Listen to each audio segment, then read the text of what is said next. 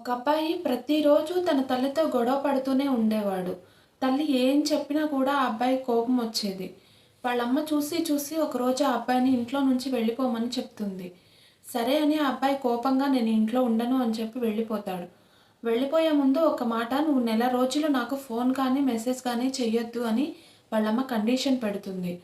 కొడుకు ఇంట్లో నుంచి వెళ్ళిపోయిన తర్వాత మొదటి రోజు కాల్ చేయలేదు. రెండో రోజు కూడా కాల్ చేయలేదు. మూడో రోజు కాల్ చేయాలనిపిస్తది వాళ్ళమ్మకి. కానీ ఈగో అడ్డొచ్చి మూడో రోజు కూడా కాల్ చెయ్యడు. నెల పూర్తయ్యే రోజు వస్తుంది. వాళ్ళమ్మ నుంచి ఆ అబ్బాయికి ఒక మెసేజ్ వస్తుంది. "నువ్వే గెలిచావు బాబు, నేనే ఓడిపోయాను.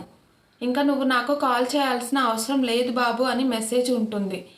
ఆ అబ్బాయి భయంతో ఇంటికి పరిగెత్తుతాడు. ఇంటికి వెళ్ళేసరికి వాళ్ళమ్మ చనిపోయి ఉంటుంది. ఆ మెసేజ్ ముందు రోజే షెడ్యూల్ చేసి పెట్టి ఉంటుంది.